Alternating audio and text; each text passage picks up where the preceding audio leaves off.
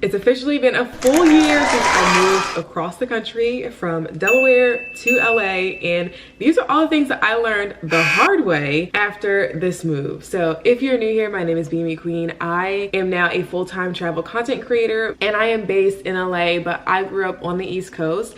And when I was preparing for my move, I watched so many videos like this to how to mentally prepare and also how to physically prepare for this move. I've already done a moving vlog where I show you guys how I moved across the country, like logistically, but this video is going to be about all the things that I didn't expect for my cross-country move and how it has really changed my life within the last year. So I'm not going to talk about logistics, but I am going to talk about other things that you should expect after you have already moved. So the first thing I want to talk about are expectations and really getting outside your comfort zone. So moves are definitely character builders, and the reason why I say that is because you are completely taken out of an environment where you feel comfortable to an environment where you don't know anything, and you have to put yourself out there. If you're either meeting friends, meeting coworkers, or trying to find new places to eat, things that you like, it really takes a lot of courage for you to do that. And what I didn't expect is that because I had asked so many people for advice for what it was like to live in LA, for what it was like to move across the country, I took a lot of their advice personally, and I followed that advice where I wish I hadn't.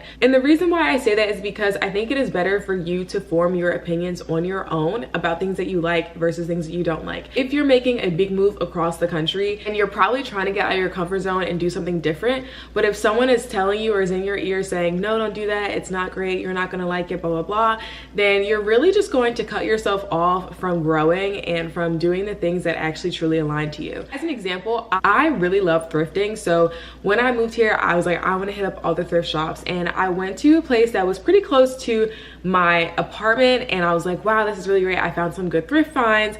I made some videos about it. I really loved it. And a few days later, I ended up talking to someone who was a friend at the time, and she was like, oh, don't go to this thrift store. It's really bad. Like, the employees aren't great, you know, they're really mean. But I had already been to the thrift store and I had already had a great experience there. So if I had taken her advice, I would have never even gone to the thrift store. I wouldn't have gotten the items that I found, and I wouldn't have a rapport with the people and employees that worked at that thrift store. So that's a really small example, but it just goes to show that it really does help for you to go and experience something for yourself so you can form your own opinion about it. And if you run into someone who has a similar opinion, then you know that you can trust their guidance or their advice on certain things. But I wouldn't blindly accept people's advice on different places in the city to visit or places to hang out. You may have a totally different experience than the person that you're talking to.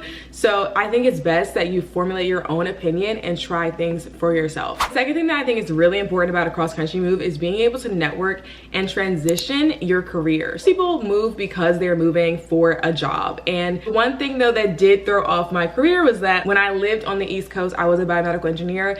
And then when I moved to LA, I was officially a full-time creator. So it would have been extremely helpful for me to reach out to people and network with them in LA before I even made the move. And I mean networking like months in advance. I didn't do any networking beforehand. I literally just moved here and started to live here. And I didn't even think that I would have to expand my network or at least just ask around to see if anyone knew other people in the industry that were in LA. Of course, there are tons of people here in the entertainment industry in LA. That's what LA is known for. So I didn't think that it was going to be that hard for me to find people. But after I was living here for a few months, I realized that because I work from home and I wasn't being forced to leave out my apartment every day, that it was really hard for me to find people in my industry. Because of that, I really honed in on going to different events, trying to get on different emails and PR lists so that I can be invited to events and talk to different PR reps and brands and other creators in this space. So it took me literally an entire year to start to meet people that were in my industry, and I feel like I could have maybe avoided that a little bit, or it wouldn't have taken as long if I had reached out to people before my move. So if you're moving for a job, make sure that you have some contacts within your job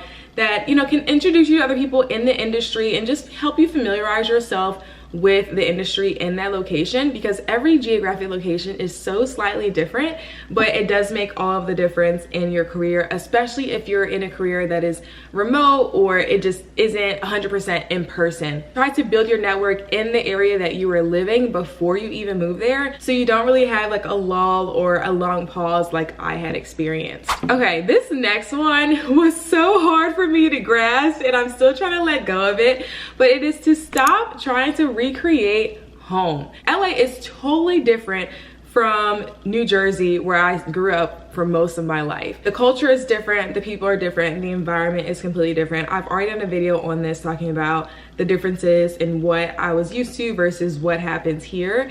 But there was a time period around 6 to 8 months where I really missed home. And instead of me just going home, I would try to recreate home here in LA. So as an example, I am part Chinese and my family is really specific about where we eat Chinese food. There were restaurants that we would eat at home, and when I moved here to LA, I was constantly trying to find the Chinese food restaurants that reminded me of home. And if it didn't taste like what I had at home, then I was like, oh, this place is awful. I don't want to eat this. It's terrible. I was really attached to having foods here that reminded me of home, where I could have just found new foods that reminded me of LA or that I associated with LA. And after a while, I did start to do that. So now I associate LA with a lot of Mediterranean foods, and I also eat a lot of Japanese food here. I don't eat a lot of Chinese food here, even though I do miss it sometimes, but I kind of save that for when I go home, because I know that when I go home, it's gonna be exactly how I want it, and I'm gonna be able to enjoy it with my family and friends as I remember it. So because I kept trying to recreate home in LA, it just made me even more homesick, when I could have literally just gone home and had the Chinese food and it would have been fine. So I cannot stress enough, try not to create home, instead create new traditions that you'll associate with your new life in that new location. And this kind of brings me to the next point, which is starting your own tradition. So this is typically prevalent during the holiday time. So I did spend the holiday season here in LA, and I didn't go home for that. And the reason why I did that is because I really wanted to get a feel for what Christmas would be like in LA.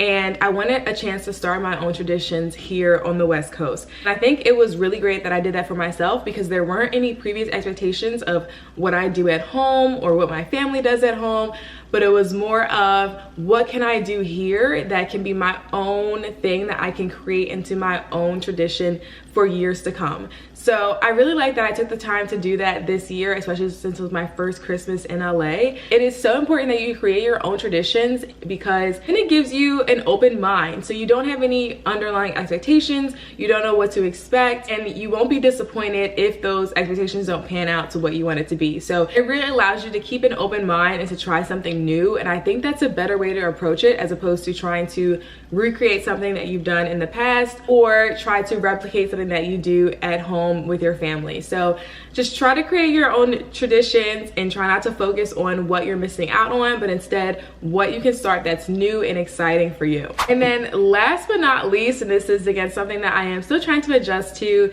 and that is having low expectations for your transition or adjustment period. So because I am a traveler, I am used to being in new places all the time, and I typically adjust very quickly. So if the place where I'm visiting has a lot of public transportation, I immediately adjust and I start to take the metro. If the place where I'm going, where the people are very quiet and they don't really talk outwardly a lot, I adjust immediately, and I do that too. But when I moved to LA, I expected myself to adjust to living here and within a few months. In reality, it took me the entire first year to really recognize LA as my home. I put a lot of pressure on myself to adjust and know where everything is and know where to go and not have to use the GPS to go anywhere and to memorize, what was going on in the city and to have all the answers, when in reality it takes so much longer than you would expect to adjust to your new lifestyle and your new area. So I kind of forced myself to take it on so quickly, when it really took me the full year to do it. So try not to have any high expectations for yourself for adjusting and for transitioning to this new lifestyle. It's gonna take you time to get used to it, and it may take a lot longer than you think, but that is okay. There's no set timeline, and you can really do whatever you want with this experience because it is a new start to your life. If you guys enjoy this video, let me know in the comments, and let me know if you think there was anything that stuck out to you in this video that you think is gonna be really helpful for your cross-country move. I hope you guys enjoy this video and will tune into some of my future LA adventures here. If not, you can definitely check out some of my travel videos, and I will see you in the next one. Bye.